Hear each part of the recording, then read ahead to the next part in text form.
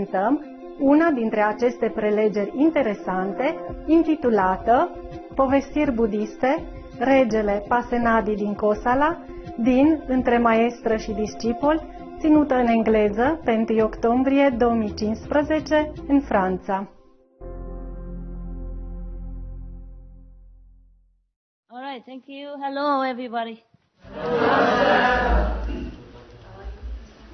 Can you hear me? Yes. Can you hear me? Yes.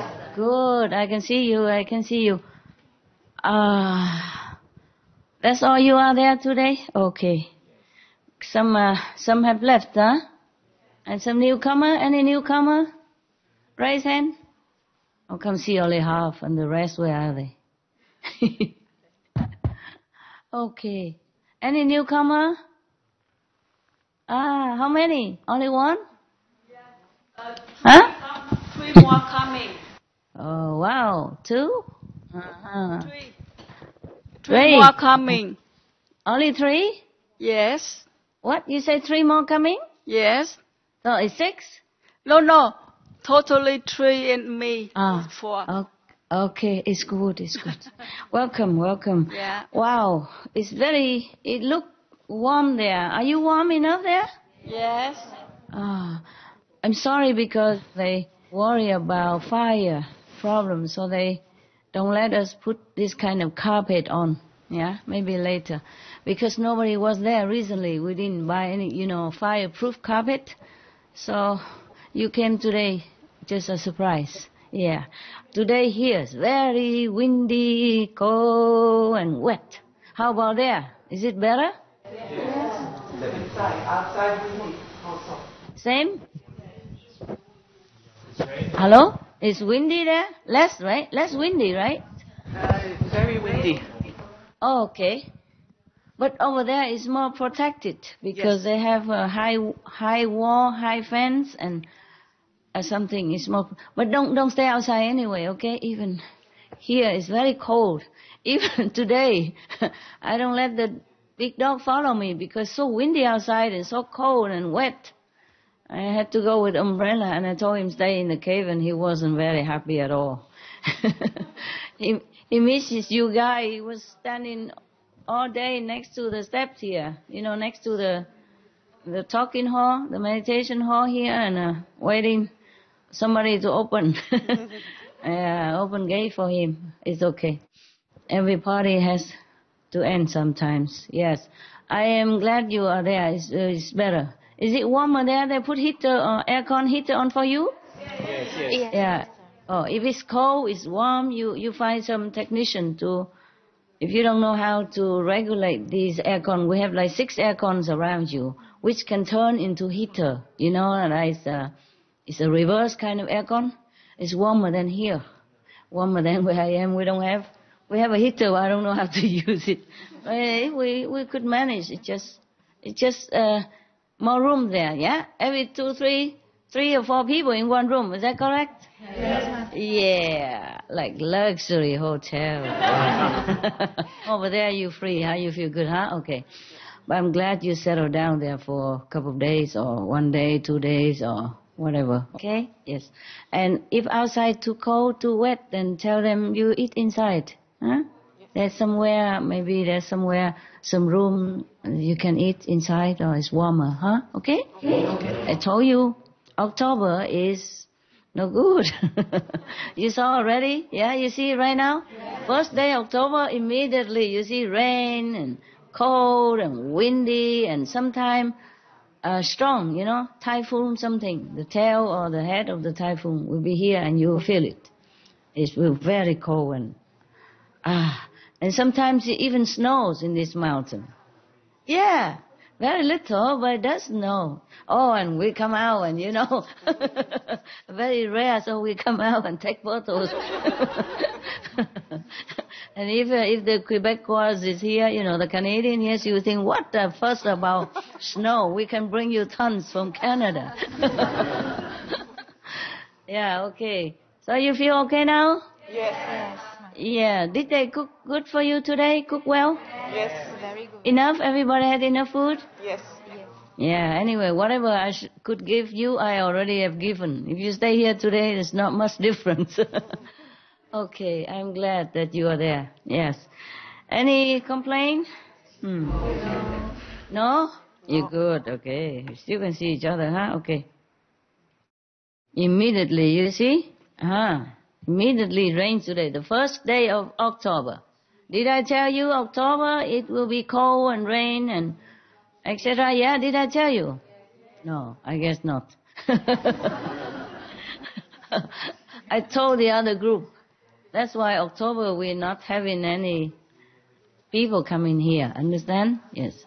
Yeah, even if we do, we must organize more. You see what I mean? Make a more solid roof and walls, and proper doors, like a solarium, but with doors, with cement around. In some areas so that the rain don't run from the higher area here to the lower area of the kitchen. And if you stay here today, you'll be all wet. You can't stay outside. Yeah. Today, if you stay here today, I didn't have to fight with you to bring you in. You will fight with me to come inside. Yeah. You remind me of my dog, the big dog. He loved to be outdoors so much. Sometimes I had to fight with him to bring him in. I drag him in or push him in because he liked to be free so that he can run around the house and protect me. That's what it is. He's a guard dog through and through. Yeah. He doesn't show much affection except now and then he come and snuggle around, Sissy's husband. Normally he's not a wagging tail dog. Yeah. He looks very serious, huh? Yeah. But we all love him, huh? Yes. I love him so much. I love him so much. I was saying to one of my helper, I said, if I love anybody as much as I love this dog, the world will have peace. So you guys work hard so I can love you like I love my dog. Okay? Then we have peace. Yeah, just joking. Just different kind of love, eh? Different kind of love, right? Yeah. That's why people love their dog. They have dog as pet, but they're still married to a husband or a wife. It's a different love, nah? Or they still have children. Nah? Apart from loving the dog, they love children. It's different, just different. Yeah. Okay. You can hear me well, huh? Yes. Yes. Wow, that is very good. See, high tech, huh? Over there we have high tech. Yeah. I'm trying to look for a story for you, but I'm not sure. Today I've been very, very busy.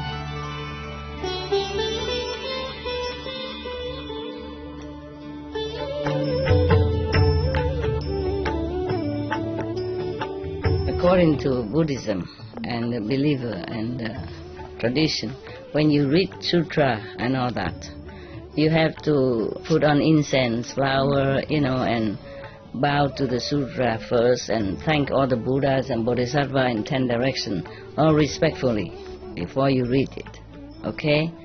And then you cover the sutra also with silk, beautiful cloth, and I just make it more popular. Yeah, more easy, simple. And I apologize to all the Buddha. I say if I done something wrong, according to the tradition, my heart is full of respect. It's just that I cannot always do that. So please, all the sin, whatever I've done wrong, is all on me. At least other people, they hear the names of the Buddha, according to the sutta, they will get benefit. Yes. Okay, I read a short story, okay? Yeah? This is a story about a king. His name is Pasenadi of Kosala. Yeah, I must use my magic weapon, magic instruments. Nowadays we have so many magic instruments. Okay. This story was told by the Buddha, first I have heard, while he was in residence at Jetavana with reference to King Pasenadi of Kosala. Again, we thank the Buddha and Reverend Anand for all this wonderful story, which he remembered from the assembly where the Buddha told the story, or he witnessed the story, and then he tell us, and then now we can inherit all these beautiful, morally encouraging stories. Yeah, we thank you, and thank all the people who helped to pass on these beautiful stories. Now, at a certain period of his life, this king used to eat boiled rice cooked by the bucketful, and sauce and curry in proportion, meaning he ate a lot. One day after he had his breakfast, unable to shake off the drowsy feeling occasioned by overeating, he went to see the teacher, the Buddha, and paced back and forth before him with a very weary look. Overcome by drowsiness, unable to lay down and stretch himself out, he sat down on one side. Thereupon the teacher, meaning the Buddha, asked him, "Did you come, great king, before you were well rested?" "Oh no, well honored one," replied the king, "but I always suffer greatly after eating a meal." "Yeah, but what kind of meal? You know what I mean? Bucket full of boiled rice and sauce and curry, in big portion as well. If anybody ate like that, you feel restless indeed, nah? No wonder in front of the Buddha, but he couldn't, calm himself. He walked back and forth in front of him. Have any of you ever ate so much? Huh? You? No, you don't look fat. You can't. Before, not anymore. Not anymore? But do you feel so suffering because you couldn't eat a lot? No, when I was having trouble, sometimes I eat. I understand. Yeah. This has happened to a lot of people. They eat for comfort. Yeah. Because they have nothing else. Yeah. Sometimes I'm also not all that disciplined, When you upset me, I go in and eat. Lucky I don't look too fat, so people don't know that I ate a lot. Oh, not really. Someday, I always said to the nuns, I had one Korean nun and one Taiwanese nun helping with the dog. Yeah. And everything else I do myself. I cook, I clean, I wash my clothes, everything now. Yeah. Only when I'm really extremely busy, then maybe they help me out. But I prefer to do all that myself. Yeah, if you just eat and sit all day, it's also uncomfortable like this king, No matter how little, how much, you feel drowsy. You should also exercise, Working is an exercise, a kind of exercise, but practical exercise. Yeah. I wonder why people don't like to work. Except when you are tired, exhausted, physically or mentally sometimes. Depends on the work. Yeah, some people don't like to work,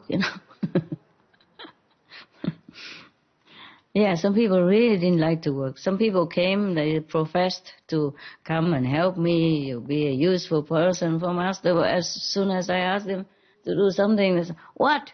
50 jobs a day?" Exaggerating, only a couple of jobs. Like clean the yard, clean the yard. Or wipe the floor. You do the same at home, no? If you have a yard, you clean. If you have a floor, you wipe it, when it's dirty. So this king should listen to my lecture here. You tell him, after eating, eat less and then go exercise. Clean his royal palace or go bicycling. Yeah? Or do some exercise in the gym. Or go swimming. Yeah, or go walking. Then he doesn't have to pace back and forth in front of the Buddha like that. And whenever the Buddha was, there are many other people as well, It's not dignified for a king to access, especially because of overeating. So he said he always suffered greatly after eating a meal. No wonder what kind of meal he eat, buckets. boiled rice with bucket full, not just a bowl like us, nah? Okay, sorry. I said sometime to the nuns, monks, whoever around me sometime, I said to them, never mind, eat some more, don't be shy. Because I share my meal with them, if it's good one, if it's lousy, then of course it's just for me. I share with them and with the dog. And sometimes they're shy, they worry that they should leave some for me and say, don't worry, I'm done, Even then, if you eat more, I eat less, then it's good for me. So I don't have to go working so hard to digest it. And they say, oh, Master, but I said, never mind. We monks and nuns have nothing left, we don't have family, we don't have anything, we don't have husband, we don't have wife, we don't have children, we don't have good clothing, we don't have anything luxury, we only have some food, so just eat, don't worry about it. So I told you I'm not a very good discipline example. I say, food is all we have, just eat, whenever I invite them. I encourage them to eat. This is not a good thing. But I always did that. Yeah. But we don't eat buckets like this guy, like this king, So we don't have to pace back and forth in front of the Buddha. Even if we even have a Buddha, we have a wooden Buddha, but we don't need to do that. So the teacher said to him, the Buddha said to him, great king, overeating always brings suffering in its train. So saying, he pronounced the following stanza. A dullard, drowsy, with much gluttony, engrossed in sleep, who wallows as he lies, like a great porker, stuffed with fattening food, comes ever and again unto the womb. Oh, my God. Oh, do you understand that? If anyone who eats too much, like this king, for example, then they also be more engrossed in slumber, sleep too much and drowsy. And then he wallows as he lies, like a great porker, stuffed with fattening food. And then this kind of person will come ever again and again into the womb. Meaning what? Be born, die. Yeah, how you know? Good experience. You have experience. We all do, huh? Okay. So this is, the Buddha warned everybody that if we are gluttonous, we overeat, then we will also be drowsy, sleepy, too sleepy. And then we cannot think too much. We can't meditate very well. And then we will be reincarnated again and again and again. Yeah. Just to eat. Huh? And then sleep. And then eat. And sleep. And eat. And sleep. Until we sleep forever in the tomb. Huh? Yeah. At the conclusion of the lesson of the Buddha, desiring to help the king, pronounced the following stanza. If a man is ever mindful, if moderate in taking food, his sufferings will be but slight. Very little suffering. Yeah. He ages slowly, preserving his life as well. Not only he suffering very little, but he will age gracefully, and then he can live long. See, preserving his life. I remember my grandma always told me, the less you eat, the longer you will be full. That's what she said. Ăn ít no lâu, ăn nhiều mau đói. My grandma used to tell me that. Yeah. She always shared her food with me. Bless her soul. And it's true. She lives until 105. Fit and healthy. She was working until very old age. As long as I remember, she was already, 70 or something when I was with her. She works to earn her living still. At home, work at home. My aunt has a jewelry shop, And she also took up some of polishing work to do at home. And while I was reading like ancient romance for her, you know, like the romance of the Three Kingdoms and the monkey go to the west, you know, the Buddha story about Xuanzang monk went to India to bring back all the sutras from Hindi back to China. And that's why we have many nowadays, mostly translated from Chinese and then into Vietnamese and also Bali and all that. Yeah, yes, because of him. That he copied and took the sutra back, and then preserve them, you know, reprinting, and that's how we have it circulated nowadays, including these stories. We are really grateful to Xuanzang, great master, and his 3 disciples. You know, the monkey, the pig, the pig looked like the pig, and okay, I forgot his name. One is Sun Wukong, the other is Satan, and the other is Tu Bache. I mean, he looked like the pig, and the Sun Wukong, it looked like a monkey, and the other guy is he looks like a he looks similar to some of the demons. Yeah, but he's a very good-hearted person. Yeah. Actually, I think maybe the great master Xuanzang doesn't have as many disciples as that. Maybe the monkey symbolizes the mind, you know, very intelligent, clever, and sometimes have magical power. Yeah, and sometimes have good intelligence to deal with different situations. And the other one resemble the pig is, you know, symbolize our laziness, you know, gluttonous desire sometimes, and then sleepiness and sluggishness, laziness. Yeah? Okay, for example, he even has a horse who could talk. Yeah, and he helps a lot. The horse also helps a lot during his journey, long journey to India and back. That was a really very interesting story. Did any of you read it? Yes. At least the Chinese people, you read? Yes. The monkey goat went to the west? No? Okay. If not, there is a videotape, the series, you know, they make many tapes of that story. It's cool. For children, I guess they will like it. Yeah. If they have it translated into English or your language, then you can buy, you know.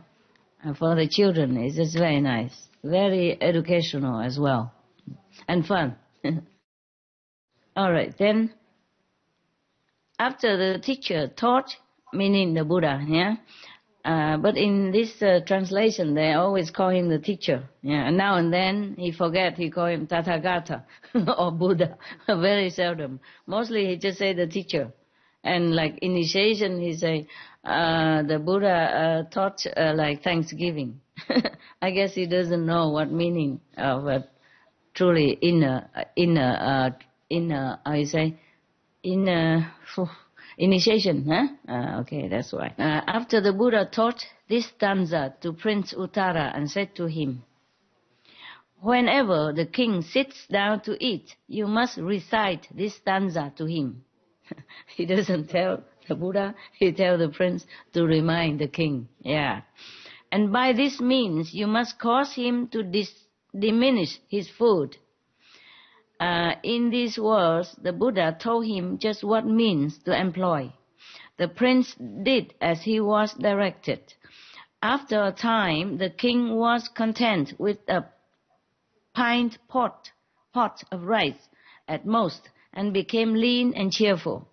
He established intimate relations with the Buddha, and for 7 days gave the gifts beyond compare. Meaning something that is not material, okay? Yeah. It is in another sutra, another story called Buddhist Legends. Maybe one day we'll read that as well if I find it. Buddhist Legends, yeah?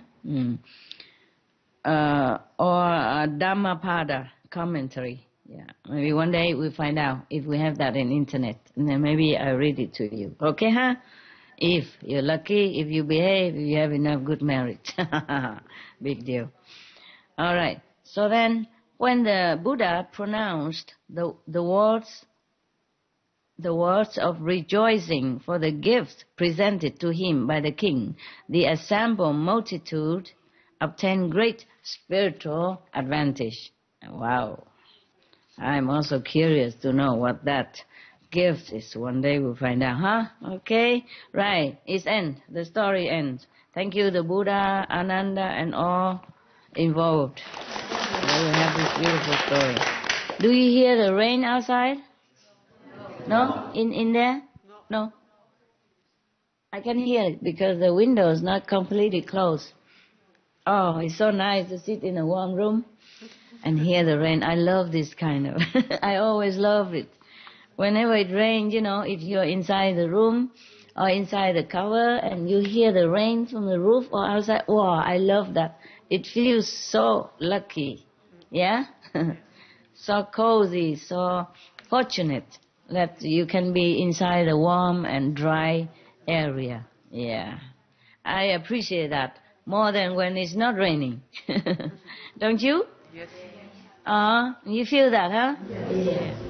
In Vietnam, when I was younger, so we had a thatch,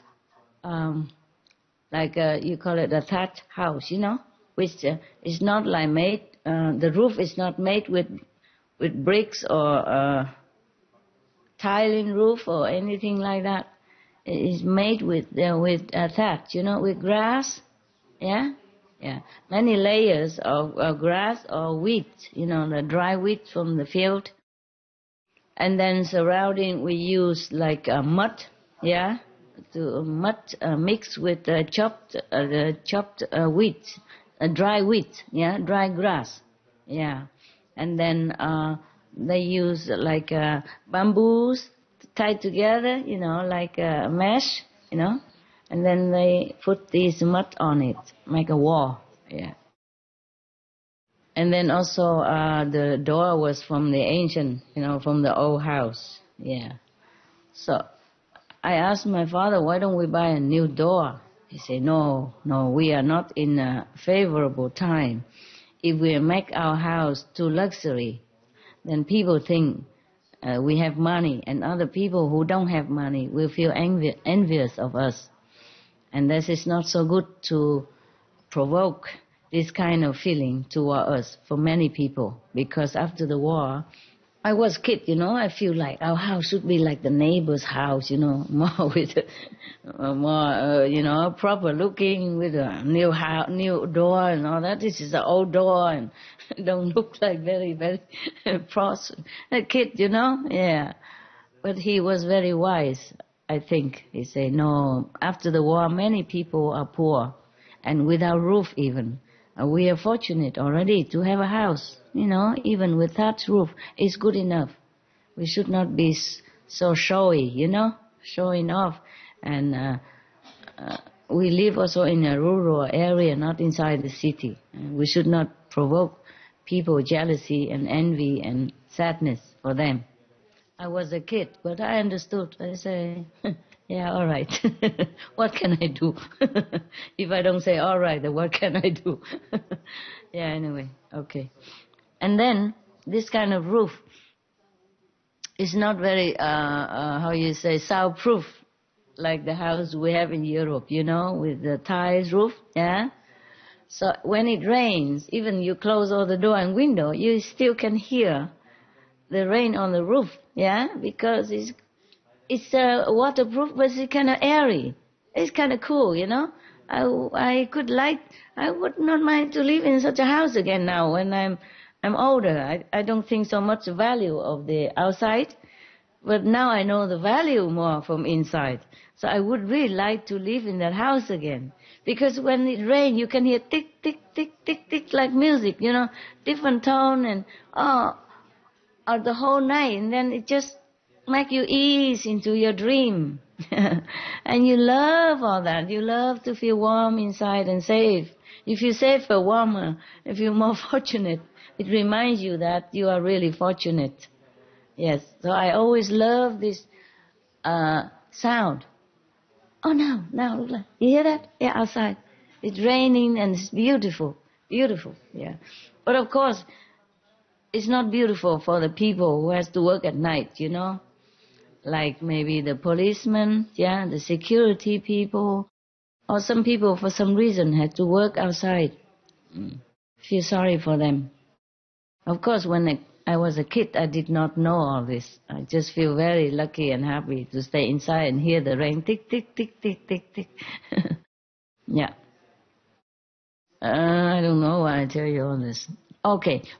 But nowadays, I heard that in my hometown, in my home village, they already made apartments in my land. Yeah, because my parents sold it. I remember when I was young and my mother was ill and my father was imprisoned. It was so difficult. My mother's life was hanging between life and death, you know, and my sister was born, just born baby, you know, and if my father has not been able to come home, you know, released like that, then my mother would have died. Because for many days she could not pass water. She could not pass water, you understand? And her stomach was swollen, some infection or something like that. Or she was really dying, very uncomfortable. But as soon as my father came back, he relieved her of everything. Then she's better. And then a few days later, he's also released, you know, for good.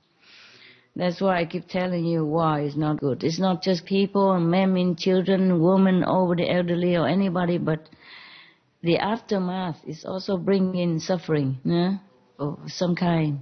Yeah. And now in Europe we experience the biggest exodus of, you know, refugees since World War II. Could be the worst of all time, the most, you know, the biggest of all time. Could be like that. It's not fun. A lot of people die and suffer a lot. Yeah, I don't really like to talk about it, so we say something better. Well, at least that king, his country was at peace. That's why he has a lot of food to eat. But later, the Buddha helped him to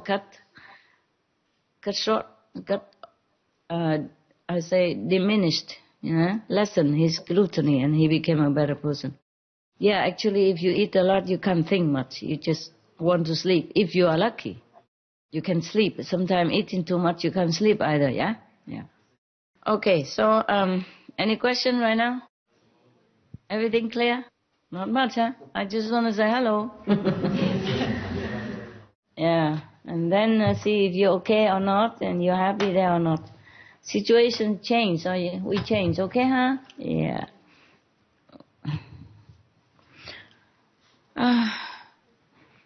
So I wish you have a good, very, very good meditation all night. Yeah? I know you prefer to stay here, but I want you safe and more comfortable there. Okay, huh? Maybe another time. Summertime or something, yeah. Okay? Yeah, just 1 or 2 days anyway, okay? Yeah. It's all wet here. My sofa get inside, dog's bed go inside. My dog pushed inside my cave already. As soon as I turn off the light and, you know, I did not even go out the gate. He shake his body and shake the blanket. He stand up ready to come in here already. But I said, no, you stay here now. You stay here. Please stay here. I come back soon. Because if he went out, he get wet, you know. It's very wet. With one umbrella, I don't think I can protect both of us. Because he run fast or he run slow or he sniff here and there and then he got wet. And then I will be busy cleaning him, drying him, and then I will not be able to talk to you. Just can't have everything. Yeah. All right, so I'm glad to see that you're happy there. Are you happy? Yes. Yeah, of course. So if anything you need, you just tell the kitchen there and, you know, the office. Okay, huh? All right? No problem, no? All right, good night then, huh? God bless.